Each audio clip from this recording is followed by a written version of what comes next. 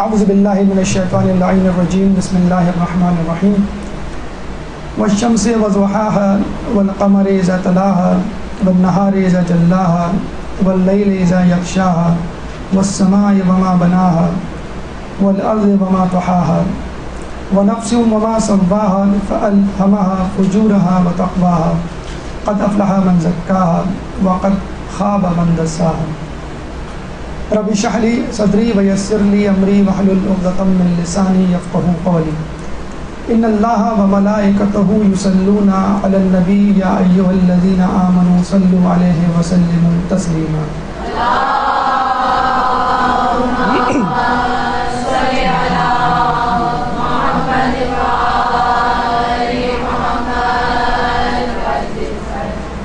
اللہ تعالیٰ سورہ شمس میں 11 قسمیں کھانے کے بعد اس بات کا اعلان کر رہا ہے کہ اصل کامیابی تزکیہ نفس کی کامیابی ہے۔ یہاں یہ بات بہت عجیب لگتی ہے کہ کس طرح یہ ممکن ہے کہ خداوند تعالی جو کہ خالق کائنات ہے اپنی بات کو ثابت کرنے کے لیے اس کو قسم کھانے کی ضرورت پڑی۔ چنانچہ آدمی اس بات سے یہی نتیجہ اخذ کرتا ہے کہ یہ بات یقیناً بہت اہم اور تاکیدی ہے، جس کی وجہ سے اللہ تعالیٰ کو خدا تعالیٰ کو انسان کے سامنے زمین و آسمان، سورج، چاند، ستاروں اور دن اور رات کی قسمیں کھانی پڑ رہی ہیں۔ چنانچہ ہم دیکھتے ہیں کہ جس طرح لوگوں نے یہ ذہنوں میں بات بٹھا لی ہے کہ کبھی وہ کامیابی کو پیسے میں، کبھی کامیابی کو دولت میں، کبھی کیریئر میں، کبھی دوست احباب میں تلاش کرتے ہیں، اللہ تعالیٰ کے نزدیک اصل کامیابی تزکیہ نفس ہے۔ لیکن آپ اور ہم تزکیہ نفس کرنے کے باوجود اس معیار، اس درجے پہ نہیں پہنچ پاتے کہ جو تزکیہ نفس کرنے کے بعد حاصل ہوتا ہے۔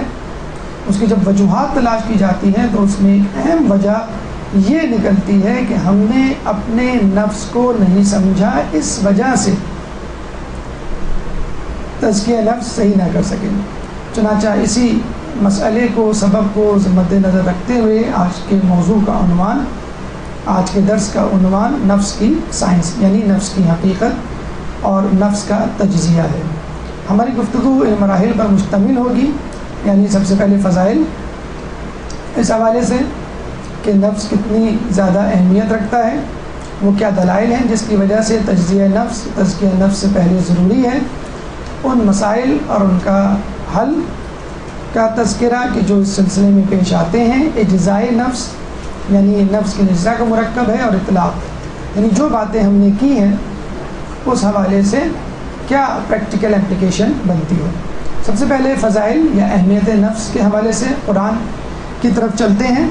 قرآن جو ہمیں ایک پوسٹل ایڈریس بتلاتا ہے، یعنی تھیوریٹیکل ایڈریس کہ جس میں اللہ تعالیٰ نے اپنے احکامات کو مندرج کر دیا ہے اور اس کی پریکٹیکل اپلیکیشن یعنی فزیکل ایڈریس اہل بیت کے حوالے کر دیا ہے۔ قرآن تزکیہ نفس یا نفس کے حوالے سے کہتا ہے قد افلح من زکاہا، سورہ شمس کی آیت نمبر 9، کامیاب ہوا وہ شخص جس نے اسے یعنی نفس کو پاک کر لیا۔ قد افلح من تزکا، کامیاب ہوا وہ شخص کہ جس نے اپنے آپ یعنی نفس کو پاک کر لیا۔ اور یہ بات آپ کے علم میں ہونی چاہیے کہ یہ دونوں صورتیں عید الفطر اور عید الاضحیٰ کی نمازوں میں پہلی اور دوسری رکعت میں بالترتیب پڑھی جاتی ہے۔ اس کی وجہ کچھ بھی ہو، ایک وجہ جو سمجھ میں آتی ہے وہ یہ کہ جس طرح ہمیں عید کے دن کیا جانے والا ہر کام یاد رہتا ہے کہ ہم کب اٹھے، نماز پڑھنے کہاں گئے، کون سا لباس پہنا، کیا کھایا، کس سے ملنے گئے، کون ہم سے ملنے آیا، اسی طرح اللہ تعالیٰ کو شاید یہ مقصود تھا کہ انسان ان چھوٹی چھوٹی باتوں کے علاوہ اللہ کا دیا ہوا یہ قانون اور اصول یاد رکھے کہ اصل کامیابی تزکیہ نفس میں پوشیدہ ہے۔ اہل بیت اس نظریے کو عملی شکل دیتے ہوئے ہمیں کیا راستہ بتلاتے ہیں؟ وہ راستہ اول العلم معرفت الجبار و آخر العلم تفویض الامر الیہ والا راستہ ہے، یعنی اول علم معرفت جبار ہے اور انتہائی علم اس کو اپنے امور تفویض کر دینا یعنی تزکیہ نفس ہے۔ علم کی پہلی سیڑھی معرفت الہی اور آخری سیڑھی تزکیہ نفس ہے، لیکن جب اللہ تعالیٰ کی معرفت حاصل کرنے کے لیے علم کی پہلی سیڑھی پر انسان قدم رکھتا ہے تو اس کو ایک مشکل پیش آتی ہے، اور وہ کیا ہے؟ جیسے کہ حدیث رسول ہے یا علی لا یعرفک الا اللہ وانا. اور ایک اور جگہ ہے کہ خدا کو کسی نے نہیں پہچانا سوائے میرے اور علی کے، مجھے کسی نے نہیں پہچانا سوائے خدا کے اور علی کے، اور علی کو کسی نے نہیں پہچانا سوائے خدا کے اور میرے. اگر یہاں آ کے انسان متذبذب متحوش پریشان ہو جاتا ہے کہ یہ میں کس طرح خدا کو پہچانوں کہ جس کے بارے میں کہا جا چکا کہ خدا کو علی اور رسول کے علاوہ کسی نے نہیں پہچانا. اور یہیں سے انسان کے وسوسے شروع ہو جاتے ہیں کہ جو شیطان اس کے دل میں ڈالتا ہے کہ جب تم اللہ کو نہیں پہچان سکتے، علم کی پہلی سیڑھی نہیں چڑھ سکتے، تو اس کی آخری سیڑھی چڑھنے کا فائدہ کیا؟ اس مشکل کا کیا حل ہے؟ اہل بیت نہ صرف اس مشکل کا حل بتلاتے ہیں بلکہ ایک شارٹ کٹ بھی بتلاتے ہیں. من عرف نفسہ فقد عرف ربہ. جس نے اپنے نفس کو پہچان لیا اس نے اپنے رب کو پہچان لیا. ہم دیکھتے ہیں کمپیوٹر استعمال کرتے ہوئے جب ہمیں کٹ کرنا ہو تو کنٹرول ایکس پریس کرتے ہیں، کاپی کرنا ہو تو control C paste, control V select all, control A, اس طرح اور بہت سارے آپشنس. تو نہ صرف اہل بیت نے ہمیں خدا کی معرفت کا حل بتلا دیا، رستہ بتلا دیا، بلکہ شارٹ کٹ بھی بتلا دیا. اب کسی کے پاس کوئی جواز نہیں کہ میں اپنا آپ نہیں سمجھ سکتا کیونکہ میں دستیاب نہیں ہوں. خدا تو دستیاب نہیں ہے، خدا تو نظر نہیں آ رہا، لیکن انسان کو خود اپنا آپ تو نظر آ رہا ہے. تو انسان کو خود اپنی دسترس میں تو ہے. اگر انسان نے خدا کی معرفت نہ بھی حاصل کی تو کم از کم فائدہ کیا ہوگا؟ افضل المعرفت معرفت الانسان نفسہ. افضل ترین معرفت نفس انسان کی معرفت ہے کہ اگر خدا کی معرفت نہ بھی ملی تو افضل ترین معرفت یعنی نفس کی معرفت مل جائے گی. اور اس کو افضل ترین معرفت اس لیے کہا گیا ہے کہ انسان اس معرفت کے ذریعے خدا تک اور تزکیہ نفس تک پہنچ جاتا ہے. جن لوگوں نے اپنا تزکیہ نفس نہیں کیا انہوں نے کیا پایا؟ ہلاک امرؤ لم یعرف قدرہ. نہج البلاغہ میں ہے کہ وہ شخص ہلاک ہوا کہ جس نے اپنی قدر و قیمت نہیں پہچانی. اور یہ حقیقت ہے جس کا اعتراف نہ صرف مسلمان بلکہ غیر مسلم مفکرین بھی کرتے ہیں کہ فرنگیوں نے اپنے آپ کو نہ پہچانا، اس لیے خود کو بھی تباہ کیا اور دنیا کو بھی تباہ کیا. تمام تر سائنسی ایجادات کے باوجود امریکہ، یورپ اور مغرب کے ممالک دنیا کو جنت تو دور کی بات دنیا کو امن کا گہوارہ بنانے میں بھی کامیاب نہ ہوئے. نہ صرف امن کا گہوارہ بنانے میں ناکام ہوئے بلکہ اس کو تباہی کے دہانے پہ لا کے کھڑا کر دیا. پاکستان ہو، ایران ہو، عراق ہو، مڈل ایسٹ ہو، خود امریکہ یورپ میں جو نفسیاتی امراض ہیں اس کے تمام تانے بانے مغرب کی ترقی، مغرب کی تعلیم کے پیچھے ہیں. کیوں؟ کہ انہوں نے تعلیم یا علم جو حاصل کیا اپنی سہولت کے لیے، انسانوں پر غلبہ حاصل کرنے کے لیے، نہ کہ خدا کی معرفت اور تزکیہ نفس کے لیے. اور ایسے میں کیا ہوتا ہے؟ جو شخص اپنی معرفت نہ کرے، من لم یعرف نفسہ بعد عن سبیل النجاة وخبط فی الضلال والجہالہ، کہ جو شخص اپنے آپ کو نہیں پہچانتا وہ نجات کے راستے سے دور اور گمراہی اور جہالت کی وادی میں غرق ہوتا ہے. مغرب میں لاسٹ کا مطلب کچھ اور کیوں نہ ہو، لیکن ہمارے یہاں لاسٹ کا مطلب ضلالت اور جہالت اور گمراہی ہے. جب ہی ہم نماز میں سورہ فاتحہ میں تلاوت کرتے ہیں، اللہ تعالیٰ سے دعا کرتے ہیں کہ اہدنا الصراط المستقیم صراط الذین انعمت علیہم غیر المغضوب علیہم ولا الضالین، کہ ہمیں ان لوگوں کی راہ دکھا کہ جن پر تیرا انعام نازل ہوا، ان لوگوں کی راہ نہیں کہ جو ضلالت و گمراہی میں اور تیرے غضب کا شکار ہوئے. اس بات کو مولانا رومی نے اپنے اشعار میں اس طرح کہا ہے کہ خویشتن نہ شناخت مسکین آدمی از فضون آمد و شد در کمی، خویشتن را آدمی ارزا فروخت بود و اطلس خویش بر دلقی بدوخت، کہ بیچارے انسان نے اپنی شناخت نہ کی، وہ از فضون آمد و شد در کمی آیا تھا بلندیوں سے، پستی کی طرف چلا گیا. خویشتن را آدمی ارزا فروخت، اور اس نے اپنے آپ کو کم قیمت پر بیچ ڈالا. بود و اطلس خویش بر دلقی بدوخت، اور ایسا ہو گیا کہ جیسے ٹاٹ نے مخمل کا پیغل.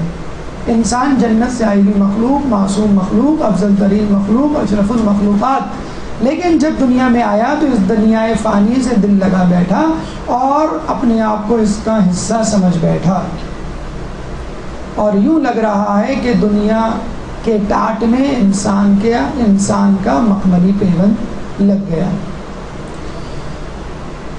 دلائل کیوں ضروری ہے تجزیہ نفس، نفس کی شناخت تزکیہ نفس سے پہلے؟ الحمدللہ اسلام وہ مذہب ہے کہ جس میں عقیدہ اور ریزن ایک ہی ڈائریکشن میں ہوتے ہیں، نہ کہ اپوزٹ ڈائریکشن میں مغرب کی طرح۔ پہلی دلیل جو شرعی دلیل کہلاتی ہے، واجب کا مقدمہ بھی واجب ہوتا ہے۔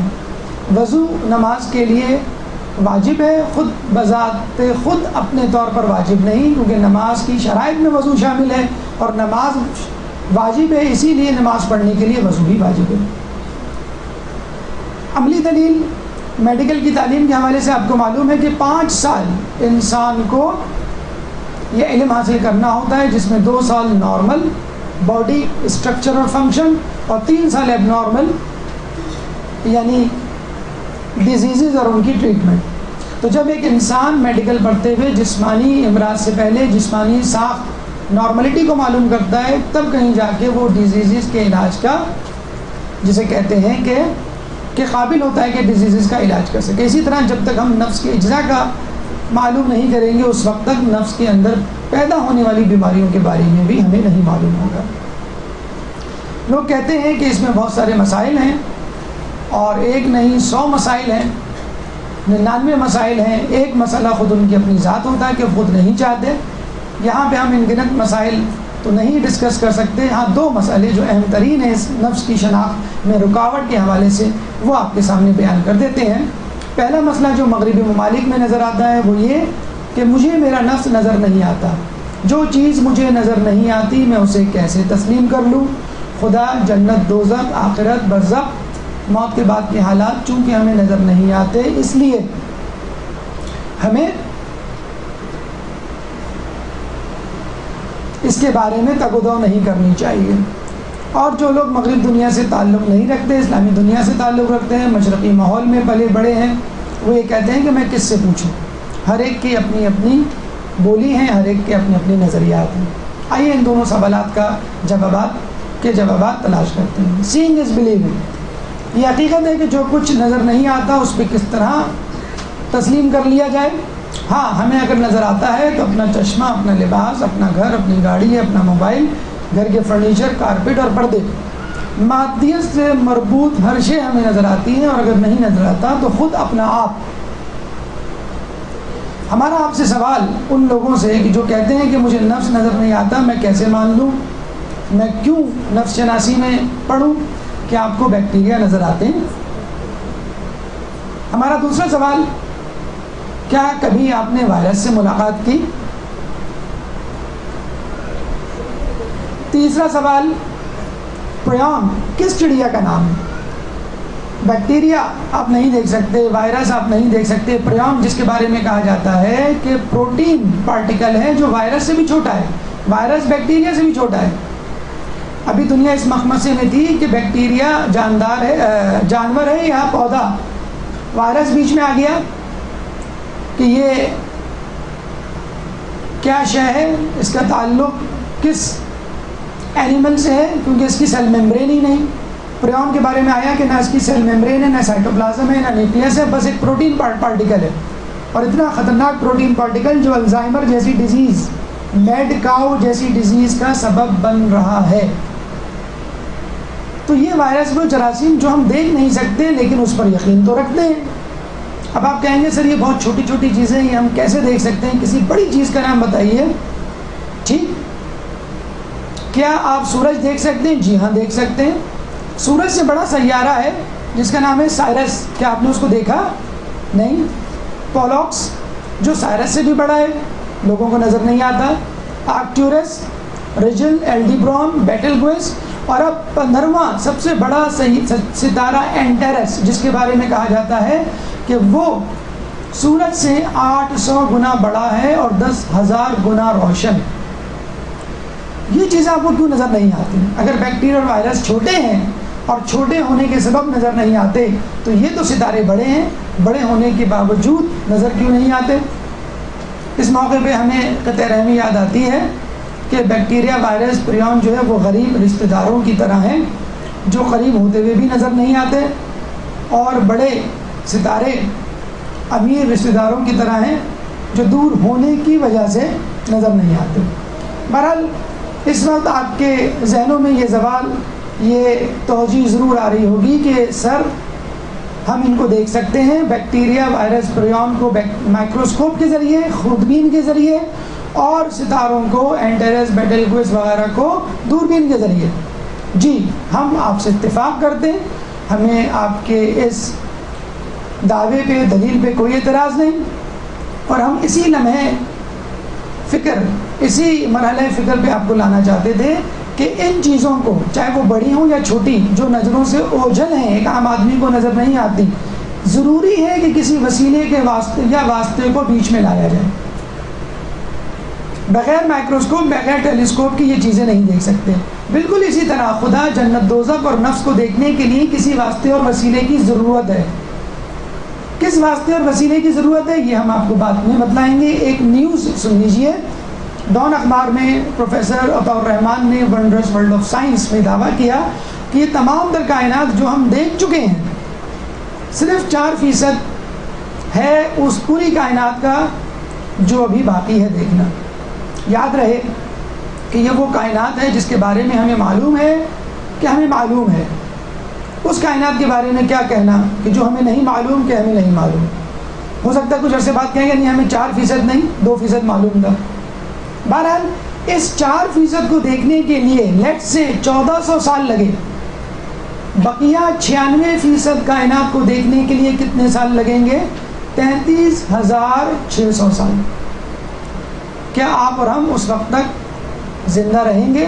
کون جیتا ہے تیرے زلف کے سر ہونے تک، خاک ہو جائیں گے ہم تم کو خبر ہونے تک. معلوم نہیں، یہ 2 اشعار کے 2 مصرے ہیں، یہ ایک ہی اشعار کے. بہرحال برمحل یاد آ گئے، آپ کو سنا دیے. کیوں نہ ہم ایسے سہارے کا، ایسے وسیلے کا، جسے کہتے ہیں کہ راستہ اختیار کریں، جو کہا کرتا تھا لو کشف الغطا ما ازددت یقینا، اگر حجابات اٹھ جائیں تو میرے ایمان میں اضافہ نہ ہو. ایک درود پڑھ دیں امام اللہ.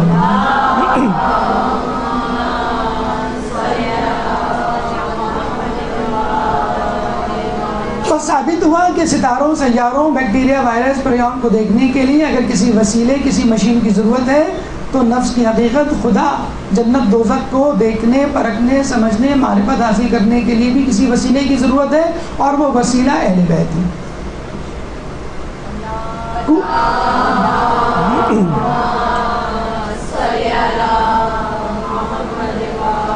کوزے میں دریا تو سنا ہوگا، کوزے میں کائنات بھی سن لیجئے. مولا کا قول ہے کہ دنیا کائنات اصغر ہے اور انسان کائنات اکبر، یعنی دنیا سے زیادہ چیزیں تو خود انسان میں موجود ہیں، اور اتنی شباہت پائی جاتی ہے انسان اور دنیا اور کائنات میں کہ واقعی یقین ہو جاتا ہے کہ دنیا میں جو کچھ ہے وہ انسان کے اندر ہے.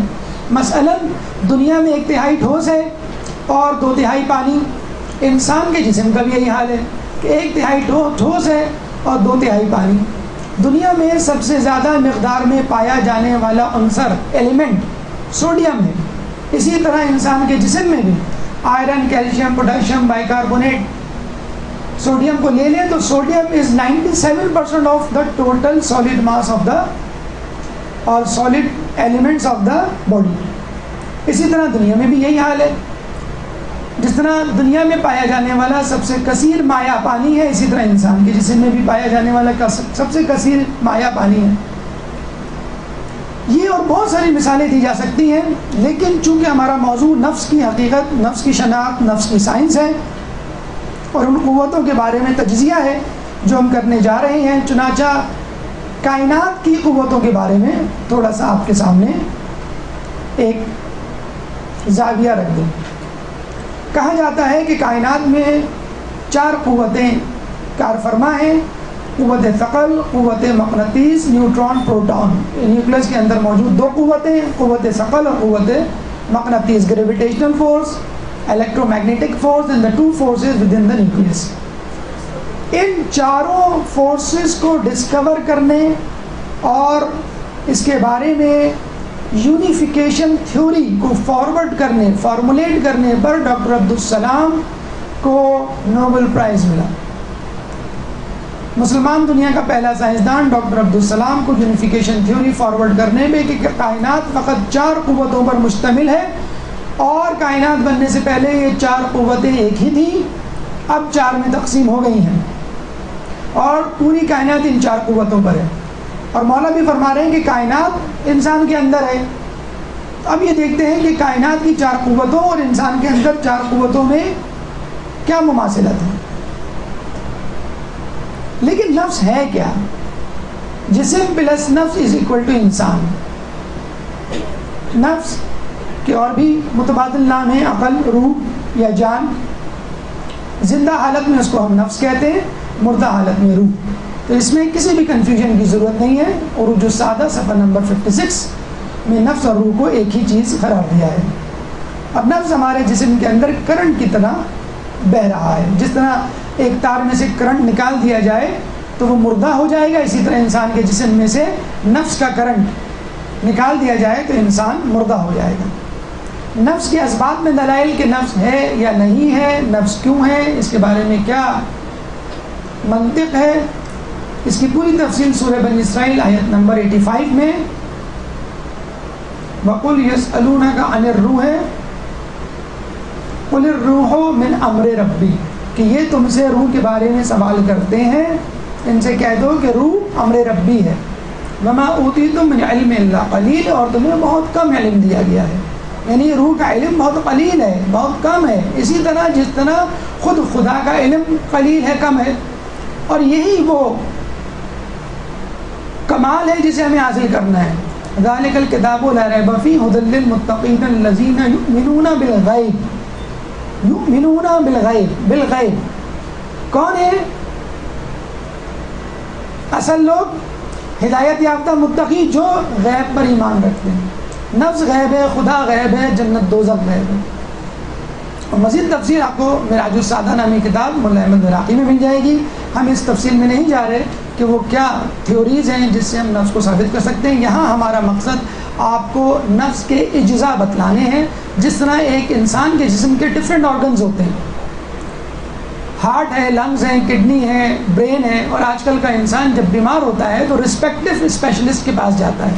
ہارٹ کا پیشنٹ ہے تو کارڈیولوجسٹ کے پاس جائے گا، کڈنی کا پیشنٹ ہے تو کڈنی اسپیشلسٹ کے پاس جائے گا، دماغ کا پیشنٹ ہے تو نیورو فزیشین کے پاس جائے گا، وغیرہ وغیرہ. اسی طرح اگر ہم نفس کے اجزاء کو سمجھ لیں تو کم از کم فائدہ وہ یہ ہوگا کہ جس جز میں بیماری ہے اس جز کا علاج ہوگا، نہ کہ ایز اے ہول نفس کا. یعنی اگر پھیپھڑوں میں انفیکشن ہے تو گردے میں انفیکشن کی بیماری کی دوا نہیں دی جائے گی. اب آئیے ہمارے چوتھے مرحلہ یعنی اجزاء نفس کی طرف. ایک درود پڑھ دیجئے محمد والے.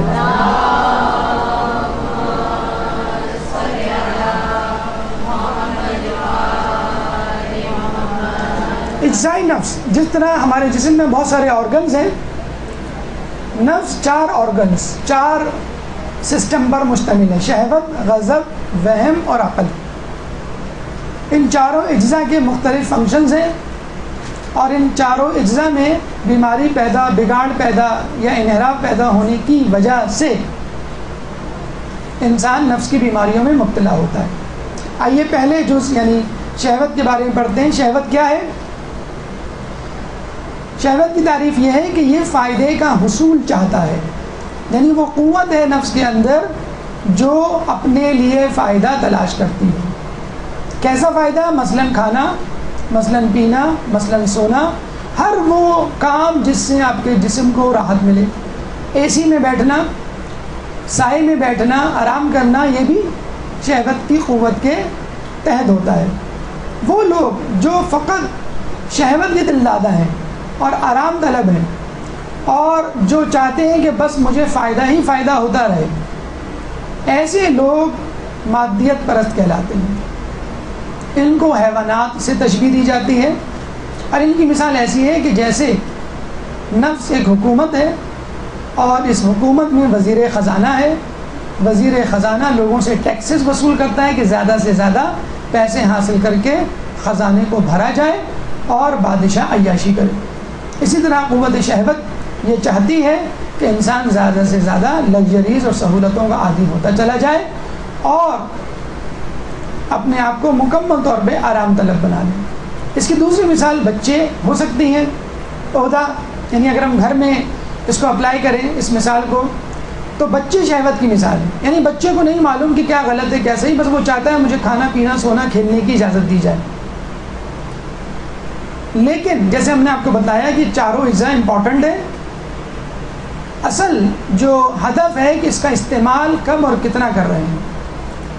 اگر شہوت کو مناسب طریقے سے استعمال کیا جائے، یعنی خدا یہ نہیں کہہ رہا کہ تم کھانا پینا سونا چھوڑ دو، نہیں، سب کچھ کرو، کلو واشربو ولا تسرفو، احتیاط اور اعتدال کے ساتھ۔ اگر شہوت کے استعمال میں احتیاط اور اعتدال رکھی جائے تو شہوت عفت میں تبدیل ہو جاتی ہے، حیا میں تبدیل ہو جاتی ہے، پاک دامنی میں تبدیل ہو جاتی ہے۔ دوسرا جز غضب، تعریف نقصان سے دفع، یعنی انسان چاہتا ہے اس کو نقصان نہ ہو، اس کو کوئی بیماری نہ ہو، اس کو موت نہ آئے، وہ چاہتا ہے کہ حادثات سے بچے۔ لیکن یہ اچھی بات ہے، ایسا ہونا چاہیے، ہر انسان چاہتا ہے اس کو نقصان نہ ہو۔ لیکن اگر انسان ہر وقت اپنے ذہن میں یہ بٹھا لے کہ بس ہر شخص مجھے نقصان دینے میں تلا ہوا ہے، ہر چیز مجھے نقصان پہنچا سکتی ہے، تو وہ شخص غصے میں مبتلا ہو جاتا ہے، حتیٰ کہ اپنی خواہش کے مطابق کام نہ دیکھ کر بھی غصے میں آ جاتا ہے۔ وہ لوگ جو با اختیار ہوتے ہیں، کمپنی کے باسز ہیں، بادشاہ ہیں، حکمران ہیں، گھر کا بڑا ہے، مرد حضرات جو با اختیار ہوتے ہیں، ان میں یہ مرض ہوتا ہے۔ کچھ لوگ ساس کو اس سے استثناء رکھتے ہیں کہ وہ عورت ہونے کے باوجود با اختیار ہوتی ہے، اس لیے غضب کا شکار ہو جاتی ہے۔ تشبیہ درندے سے دی جاتی ہے کہ جس طرح ایک درندہ جو ہے اس کو چیر پھاڑ، تشدد اور جانوروں کو قتل کرنے سے غرض ہوتی ہے، انسانوں کو قتل کرنے سے غرض ہوتی ہے، تو جن لوگوں پر یہ غضب کی قوت طاری ہو جاتی ہے، غلبہ حاصل کر لیتی ہے، ان کی مثال درندوں کی سی ہے۔ عہدہ آپ یوں سمجھ لیجئے کہ اگر کوئی حکومت ہے تو اس حکومت میں جو پولیس ہے، جو لوگوں کو پکڑتی ہے، چوروں کو پکڑتی ہے اور ان کو سزا دیتی ہے، ان کی مثال قوت غضب کی سی ہے۔ ٹیچر، فرض کر لیجئے بچے آپ کے شرارتی ہیں اور وہ کسی برے دوست کی کمپنی کو اڈاپٹ کر رہے ہیں، تو آپ اسکول جا کے ٹیچر سے کہتے ہیں کہ بھائی آپ میرے بچے کو سمجھائیں اور سزا دیں اگر آپ اس کو کوئی غلطی کرتا ہوا دیکھیں۔ تو اس کی مثال یوں بھی دی جا سکتی ہے، اگر ہم نفس کو حکومت سمجھ لیں تو غضب پولیس ہے، اور نفس کو اگر ہم گھر سمجھ لیں تو گھر میں رہتے ہوئے اگر آپ کا بچہ بگڑ رہا ہے تو ٹیچر کو آپ پولیس بنا کر پیش کر دیتے ہیں۔ معراج یعنی غضب ایک اچھی چیز ہے، بشرط یہ کہ اس کا استعمال صحیح ہے۔ اگر غضب نہیں ہوگا تو جہاد نہیں ہو سکتا، اگر غضب نہیں ہوگا تو گھر میں بے حیائی اور بے پردگی پر انسان کی غیرت جوش نہیں مارے گی۔ تو اگر غضب کو پیوریفائی کیا جائے، ریفائن کیا جائے، تو غضب شجاعت میں تبدیل ہو جاتا ہے، اور یہی تزکیہ نفس ہے۔ جب ہم کہتے ہیں تزکیہ نفس تو اس کا مطلب کیا ہوا؟ تزکیہ قوت نفس، تزکیہ اجزائے نفس۔ جس طرح ہم کہتے ہیں کہ آپ کو کوئی بیماری نہیں، تو اس کا مطلب کیا ہوا؟ آپ کو دل کی بھی بیماری نہیں، کڈنی کی بھی بیماری نہیں، دماغ کی بھی بیماری نہیں، گردوں کی بھی بیماری نہیں، پھیپھڑوں کی بیماری نہیں۔ اسی طرح نفس کی برائی سے دور ہونا نفس کا، اس کا مطلب یہ ہوا کہ آپ کی چاروں قوتیں اعتدال میں ہیں۔ تیسری قوت وہم ہے، جو عقل کی اپوزٹ ہے، جو آگے آئے گا، یعنی حق سے انحراف۔ یعنی عقل جو کچھ کہتی ہے، راہ راست پہ آنے کے لیے جو کچھ انسان کو سمجھاتی ہے، وہم اس کے الٹا ہے۔ مثال، جو وہم اور وسوسے اور خوف آپ کے دل میں آتے ہیں وہ وہم ہے۔ افراد جو باطل پرست ہیں، حق کے مقابلے میں آتے ہیں، وہ وہم کو اپنے اوپر مسلط کرتے ہیں۔ اس کی تشبیہ شیطان سے دی جاتی ہے۔ کیوں؟ کہ انسان سرتاپا وہم ہے، کیونکہ وہ آپ کو وسوسوں میں ڈالتا ہے۔ من شر الوسواس الخناس الذی، تو مجھے وسواس خناس سے بچا۔ عہدہ فرض کر لیجئے ایک مملکت ہے، نفس بادشاہ ہے، تو وہم کی مثال چور کسی ہے جو لوگوں کے گھروں میں، لوگوں کی تجوریوں میں ڈاکے ڈالتا ہے۔ یا اگر آپ فیملی کی مثال لے لیں، انسانوں کی مثال لے لیں، تو وہم کی مثال ایک برے دوست کی سی ہے. جس طرح آپ کے بچوں کا کوئی برا دوست بن جائے اسکول میں، گلی میں، محلے میں، اور وہ اس کو ورغلائے، گمراہ کرے، تو اس کو پکڑنے کے لیے آپ نے ٹیچر جو مقرر کیا ہے وہ آپ کو بتلائے گا کہ آپ کا بچہ کیا کر رہا ہے، اور وہ برا دوست وہم ہے. یا اگر ہم ملک کی مثال لیں تو وہم دراصل چور ہے. لیکن قدرے وہم بہتر ہے. مطلب یہ ہم جب کہتے ہیں کہ دنیا میں اگر برائیاں نہ ہو تو پتہ کیسے چلے؟ آئیڈیل تو یہی ہے کہ برائیاں نہ ہو، لیکن دنیا میں برائیاں نہ ہو تو پتہ کیسے چلے کہ اچھائی کہاں ہے؟ اگر باطل نہ ہو تو حق کی پہچان کیسے ہو؟ تو اگر وہم کو بقدر ضرورت حصہ دے دیا جائے، یعنی اتنا وہم کر لیا جائے کہ جس سے آپ اعتدال پسندی میں رہیں، آپ عدالت کی منزل پر پہنچ جائیں گے، انصاف کی منزل پر پہنچ جائیں گے. مثلا آپ کی عقل کہہ رہی ہے کہ بھی روزے رکھو، آپ نے روزے رکھنے شروع کیے. اب آپ نے اتنے روزے رکھ لیے کہ آپ کی طبیعت خراب ہونے لگی، نقاہت ہونے لگی، لو بلڈ پریشر ہونے لگا، آپ کے جسم کو، آپ کی زندگی کو خطرہ لاحق ہوا. وہم آئے گا کہ بھائی تم بیمار نہ پڑ جاؤ، تم مر نہ جاؤ، اس لیے روزوں میں کمی کرو. اتنا وہم جائز ہے. لیکن رمضان کے روزوں میں ہٹے کٹے افراد یہ کہیں کہ بھئی میں روزہ نہیں رکھ سکتا، میں کمزور پڑ جاؤں گا، میں کمپنی میں کام نہیں کر پاؤں گا، تو ایسا وہم کہلائے گا جو باطل ہے. چوتھی قوت جو بتلائی جاتی ہے وہ ہے عقل، حق کا ادراک، یعنی حق کو سمجھنا، ہر چیز کو اپنی جگہ پہ رکھنا. کیسے رکھتا ہے آدمی ہر چیز کو اپنی جگہ پر؟ کیسے سمجھتا ہے انسان چیزوں کو؟ علم کے ذریعے، تجربے کے ذریعے، مشاورت کے ذریعے. یہ اس کے ٹولز ہیں. کون لوگ عقل کے حامل ہیں؟ حق پرست افراد جو دین حق پر ہوتے ہیں، انبیاء ہیں اور ائمہ ہیں اور ان کے فالوورز ہیں. اس کو تشبیہ دی ہے ملائکہ سے. کیوں؟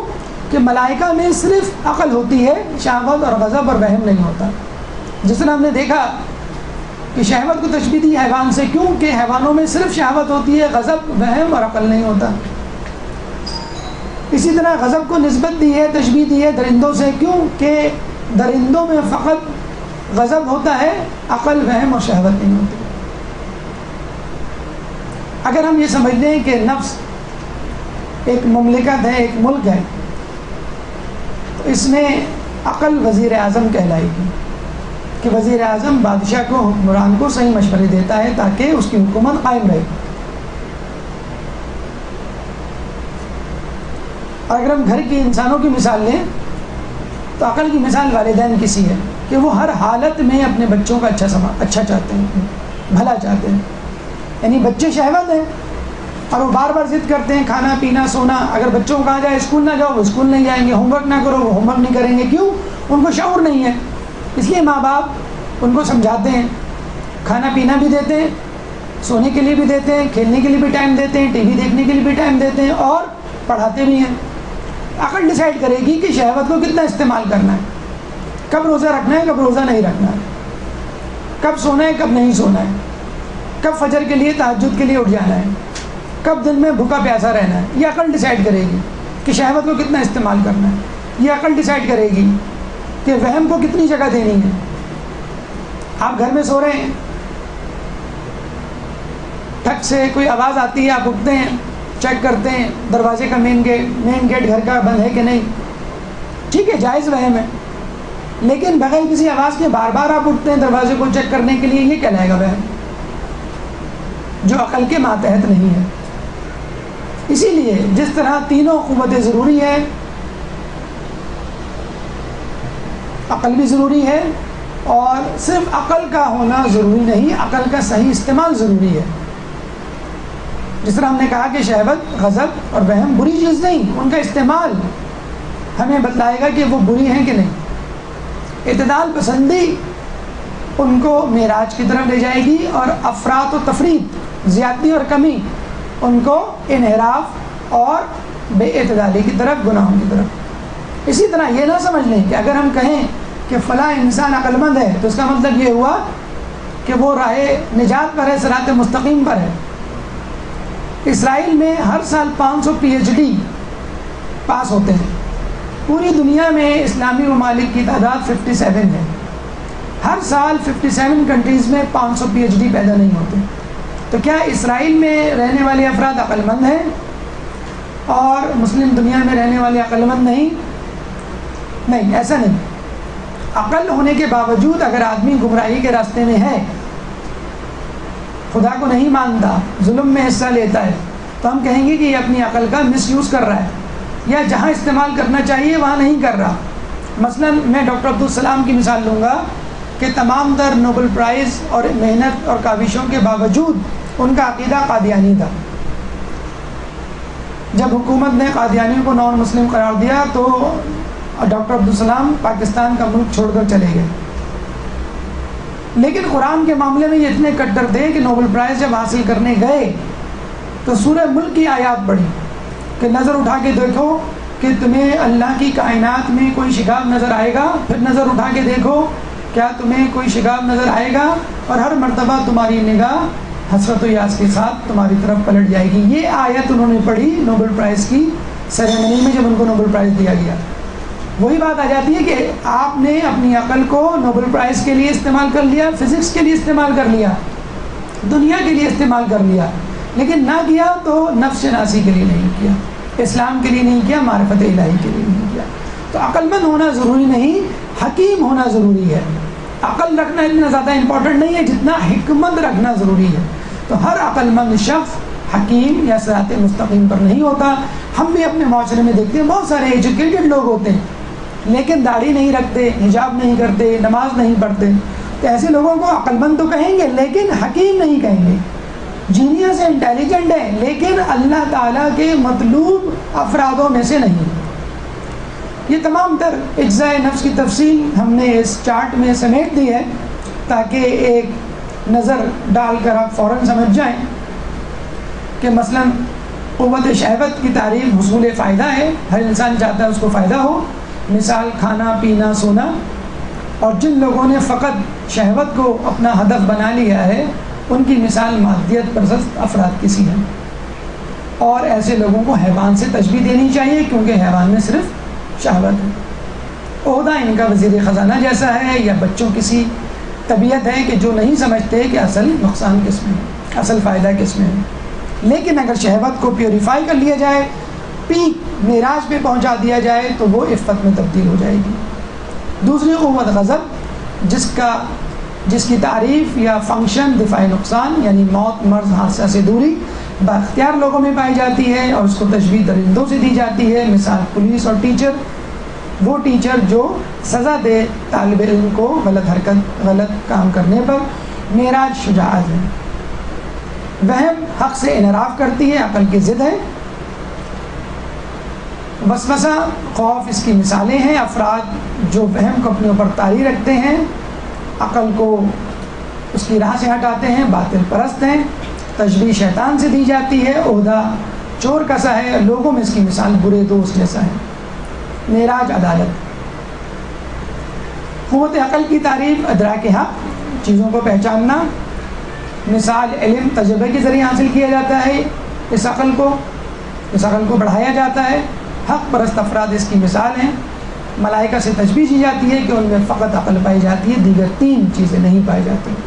عہدہ وزیر اعظم اور والدین اس کی مثال ہو سکتی ہیں۔ حکمت اس کی معراج ہے۔ اب یہ سمجھ لیجئے کہ شہوت اور غضب آپس میں فرینڈ ہیں۔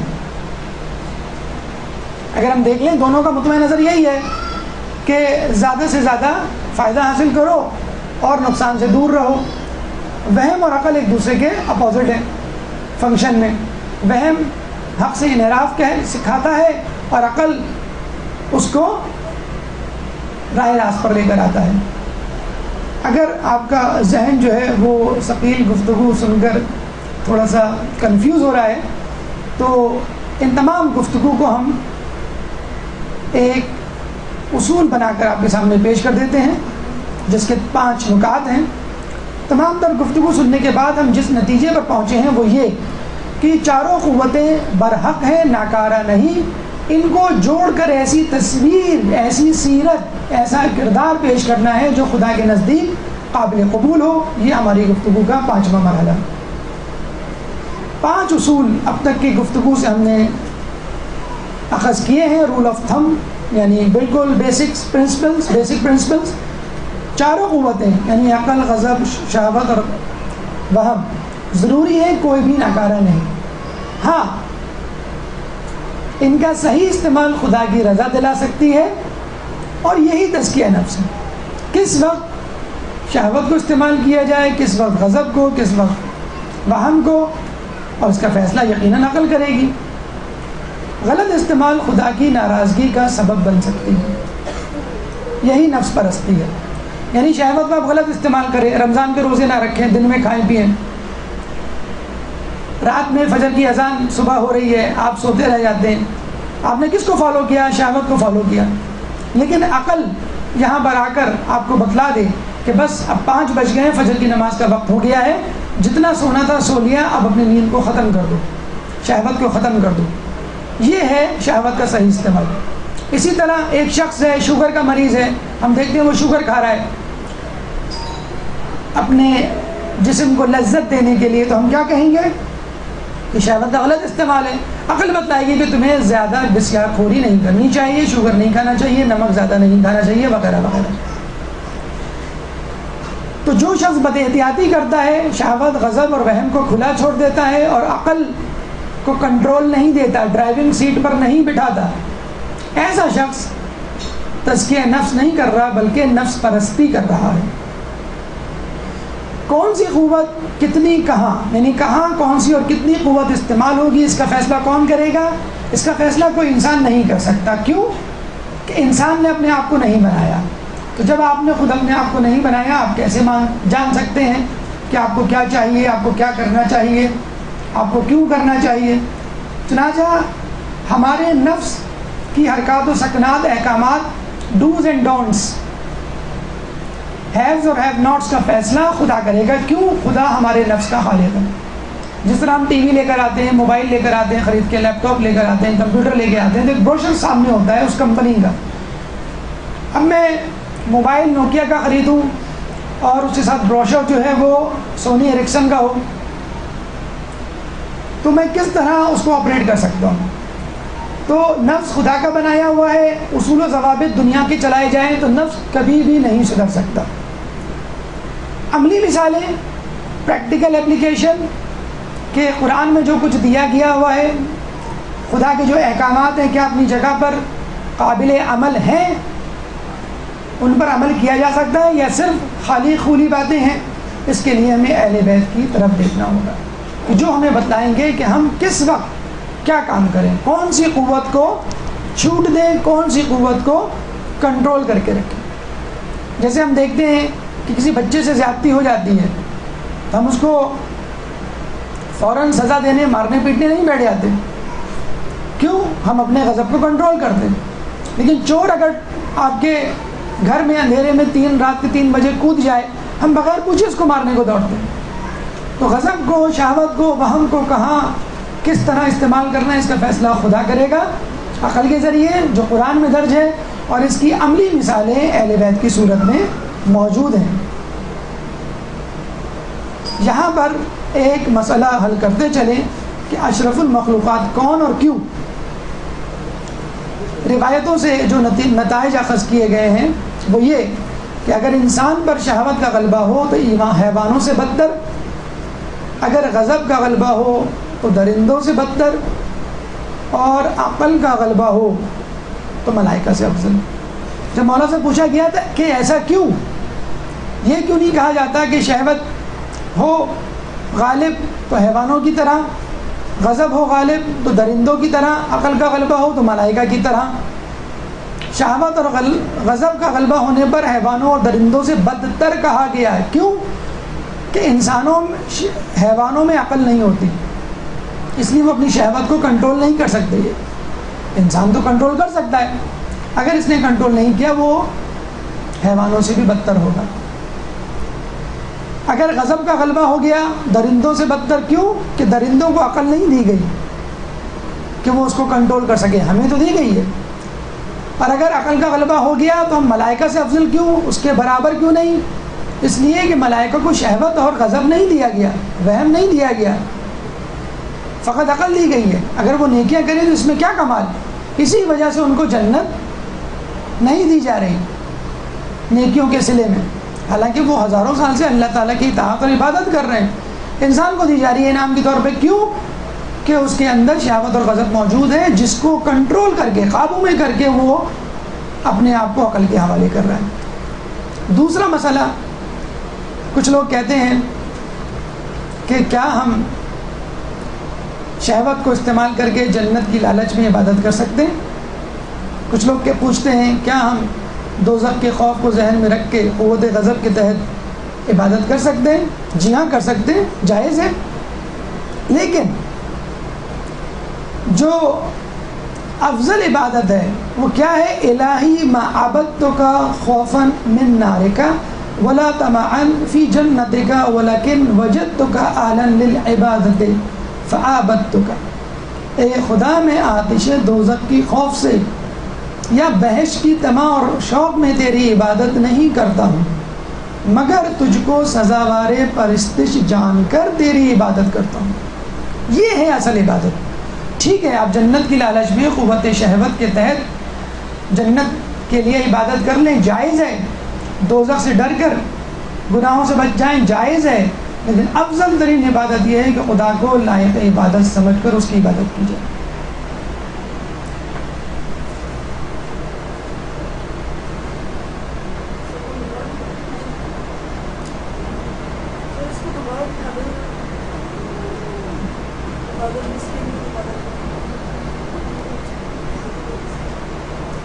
اے خدا، میں آتش دوزخ کے خوف سے یا بہشت کی طمع اور شوق میں تیری عبادت نہیں کرتا ہوں، مگر تجھ کو سزاوار پرستش جان کر تیری عبادت کرتا ہوں۔ تو آپ نے دیکھا کہ کس طرح اللہ تعالیٰ نے جنت دوزخ کا وجود رکھا ہے قوت شہوت اور قوت غضب کو مد نظر رکھتے ہوئے، کہ انسان کی فطرت میں شامل ہے فائدے کا حصول، تو کیوں نہ جنت رکھ کے اس کی شہوت کی پیاس کو بجھایا جائے۔ انسان کی فطرت میں شامل ہے کہ وہ ہلاکت میں نہ پڑے، حادثات کا شکار نہ ہو، تو کیوں نہ دوزخ کی آگ کا خوف رکھ کر اس کو گناہوں سے بچایا جائے۔ اور اس میں کوئی عیب نہیں، لیکن افضل ترین عبادت بہرحال وہی ہے کہ جو جنت کے شوق میں کی جائے اور نہ ہی دوزخ کے خوف میں۔ آپ کی زحمت اور حسن سماعت کا بہت بہت شکریہ۔ اس درس سے متعلق آپ کے ذہن میں کوئی سوال ہو تو آپ پوچھ سکتے ہیں۔ قبل سوالات بھرپور صلوات۔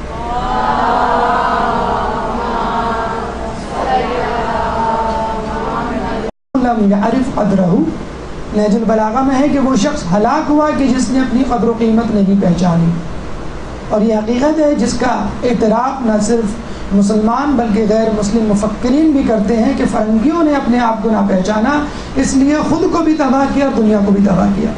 تمام تر سائنسی ایجادات کے باوجود امریکہ، یورپ اور مغرب کے ممالک دنیا کو جنت تو دور کی بات دنیا کو امن کا گہوارہ بنانے میں بھی کامیاب نہ ہوئے، نہ صرف امن کا گہوارہ بنانے میں ناکام ہوئے بلکہ اس کو تباہی کے دہانے پہ لا کے کھڑا کر دیا۔ پاکستان ہو، ایران ہو، عراق ہو، مڈل ایسٹ ہو، خود امریکہ یورپ میں جو نفسیاتی امراض ہیں اس کے تمام تانے بانے مغرب کی ترقی، مغرب کی تعلیم کے پیچھے ہیں۔ کیوں؟ کہ انہوں نے تعلیم یا علم جو حاصل کیا اپنی سہولت کے لیے، انسانوں پر غلبہ حاصل کرنے کے لیے، نہ کہ خدا کی معرفت اور تزکیہ نفس کے لیے۔ اور ایسے میں کیا ہوتا ہے؟ جو شخص اپنی معرفت نہ کرے، من لم یعرف نفسہ بعد عن سبیل النجاة وخبط فی الضلال والجہالہ، کہ جو شخص اپنے آپ کو نہیں پہچانتا وہ نجات کے راستے سے دور اور گمراہی اور جہالت کی وادی میں غرق ہوتا ہے۔ مغرب میں لاسٹ کا مطلب کچھ اور کیوں نہ ہو، لیکن ہمارے یہاں لاسٹ کا مطلب ضلالت اور جہالت اور گمراہی ہے۔ جب ہی ہم نماز میں سورہ فاتحہ میں تلاوت کرتے ہیں، اللہ تعالیٰ سے دعا کرتے ہیں کہ اہدنا الصراط المستقیم صراط الذین انعمت علیہم غیر المغضوب علیہم ولا الضالین، کہ ہمیں ان لوگوں کی راہ دکھا کہ جن پر تیرا انعام نازل ہوا، ان لوگوں کی راہ نہیں کہ جو ضلالت و گمراہی میں اور تیرے غضب کا شکار ہوئے۔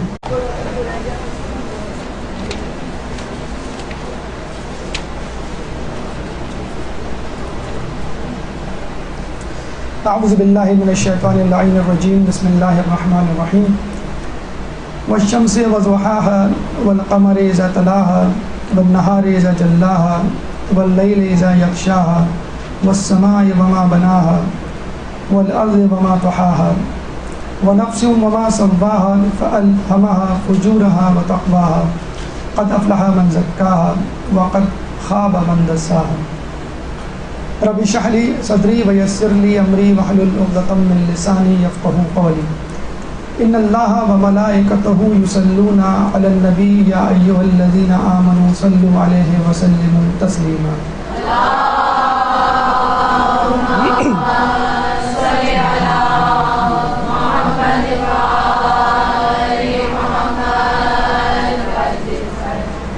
اللہ تعالیٰ سورہ شمس میں 11 قسمیں کھانے کے بعد اس بات کا اعلان کر رہا ہے کہ اصل کامیابی تزکیہ نفس کی کامیابی ہے۔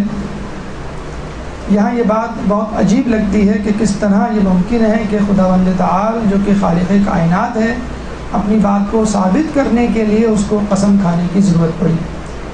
چنانچہ آدمی اس بات سے یہی نتیجہ اخذ کرتا ہے کہ یہ بات یقیناً بہت اہم اور تاکیدی ہے جس کی وجہ سے اللہ تعالیٰ کو خدا تعالیٰ کو انسان کے سامنے زمین و آسمان، سورج، چاند، ستاروں اور دن اور رات کی قسمیں کھانی پڑ رہی ہیں۔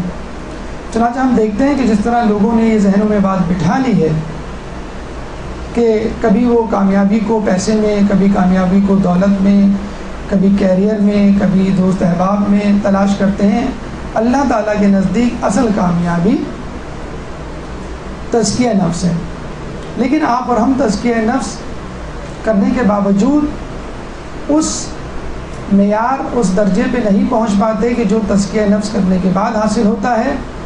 اس کی جب وجوہات تلاش کی جاتی ہیں تو اس میں ایک اہم وجہ یہ نکلتی ہے کہ ہم نے اپنے نفس کو نہیں سمجھا، اس وجہ سے تزکیہ نفس صحیح نہ کر سکیں۔ چنانچہ اسی مسئلے کو، سبب کو مد نظر رکھتے ہوئے آج کے موضوع کا عنوان، آج کے درس کا عنوان نفس کی سائنس یعنی نفس کی حقیقت اور نفس کا تجزیہ ہے۔ ہماری گفتگو ان مراحل پر مشتمل ہوگی، یعنی سب سے پہلے فضائل اس حوالے سے کہ نفس کتنی زیادہ اہمیت رکھتا ہے، وہ کیا دلائل ہیں جس کی وجہ سے تجزیہ نفس، تزکیہ نفس سے پہلے ضروری ہے، ان مسائل اور ان کا حل کا تذکرہ کہ جو اس سلسلے میں پیش آتے ہیں، اجزائے نفس یعنی نفس کے اجزاء کا مرکب ہے، اور اطلاق یعنی جو باتیں ہم نے کی ہیں اس حوالے سے کیا پریکٹیکل اپلیکیشن بنتی ہے۔ سب سے پہلے فضائل یا اہمیت نفس کے حوالے سے قرآن کی طرف چلتے ہیں۔ قرآن جو ہمیں ایک پوسٹل ایڈریس بتلاتا ہے، یعنی تھیوریٹیکل ایڈریس کہ جس میں اللہ تعالیٰ نے اپنے احکامات کو مندرج کر دیا ہے اور اس کی پریکٹیکل اپلیکیشن یعنی فزیکل ایڈریس اہل بیت کے حوالے کر دیا ہے۔ قرآن تزکیہ نفس یا نفس کے حوالے سے کہتا ہے قد افلح من زکاہا، سورہ شمس کی آیت نمبر 9، کامیاب ہوا وہ شخص جس نے اسے یعنی نفس کو پاک کر لیا۔ قد افلح من تزکا، کامیاب ہوا وہ شخص کہ جس نے اپنے آپ یعنی نفس کو پاک کر لیا۔ اور یہ بات آپ کے علم میں ہونی چاہیے کہ یہ دونوں صورتیں عید الفطر اور عید الاضحیٰ کی نمازوں میں پہلی اور دوسری رکعت میں بالترتیب پڑھی جاتی ہے۔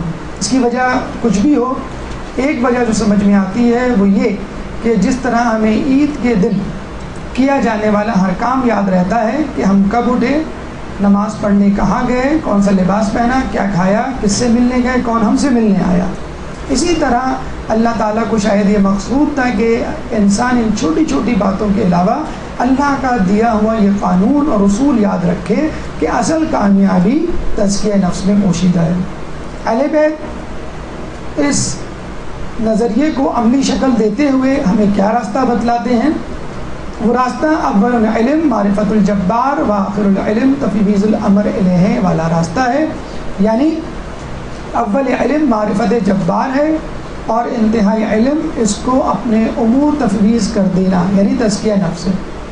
علم کی پہلی سیڑھی معرفت الہی اور آخری سیڑھی تزکیہ نفس ہے، لیکن جب اللہ تعالیٰ کی معرفت حاصل کرنے کے لیے علم کی پہلی سیڑھی پر انسان قدم رکھتا ہے تو اس کو ایک مشکل پیش آتی ہے، اور وہ کیا ہے؟ جیسے کہ حدیث رسول ہے یا علی لا یعرفک الا اللہ وانا. اور ایک اور جگہ ہے کہ خدا کو کسی نے نہیں پہچانا سوائے میرے اور علی کے، مجھے کسی نے نہیں پہچانا سوائے خدا کے اور علی کے، اور علی کو کسی نے نہیں پہچانا سوائے خدا کے اور میرے.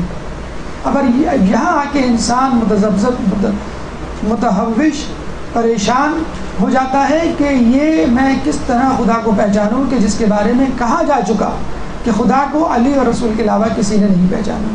اور یہیں سے انسان کے وسوسے شروع ہو جاتے ہیں کہ جو شیطان اس کے دل میں ڈالتا ہے کہ جب تم اللہ کو نہیں پہچان سکتے، علم کی پہلی سیڑھی نہیں چڑھ سکتے، تو اس کی آخری سیڑھی چڑھنے کا فائدہ کیا؟ اس مشکل کا کیا حل ہے؟ اہل بیت نہ صرف اس مشکل کا حل بتلاتے ہیں بلکہ ایک شارٹ کٹ بھی بتلاتے ہیں. من عرف نفسہ فقد عرف ربہ. جس نے اپنے نفس کو پہچان لیا اس نے اپنے رب کو پہچان لیا. ہم دیکھتے ہیں کمپیوٹر استعمال کرتے ہوئے جب ہمیں کٹ کرنا ہو تو کنٹرول ایکس پریس کرتے ہیں، کاپی کرنا ہو تو control C paste, control V select all, control A, اس طرح اور بہت سارے آپشنس. تو نہ صرف اہل بیت نے ہمیں خدا کی معرفت کا حل بتلا دیا، رستہ بتلا دیا، بلکہ شارٹ کٹ بھی بتلا دیا. اب کسی کے پاس کوئی جواز نہیں کہ میں اپنا آپ نہیں سمجھ سکتا کیونکہ میں دستیاب نہیں ہوں. خدا تو دستیاب نہیں ہے، خدا تو نظر نہیں آ رہا، لیکن انسان کو خود اپنا آپ تو نظر آ رہا ہے. انسان کو خود اپنی دسترس میں تو ہے. اگر انسان نے خدا کی معرفت نہ بھی حاصل کی تو کم از کم فائدہ کیا ہوگا؟ افضل المعرفت معرفت الانسان نفسہ. افضل ترین معرفت نفس انسان کی معرفت ہے کہ اگر خدا کی معرفت نہ بھی ملی تو افضل ترین معرفت یعنی نفس کی معرفت مل جائے گی. اور اس کو افضل ترین معرفت اس لیے کہا گیا ہے کہ انسان اس معرفت کے ذریعے خدا تک اور تزکیہ نفس تک پہنچ جاتا ہے.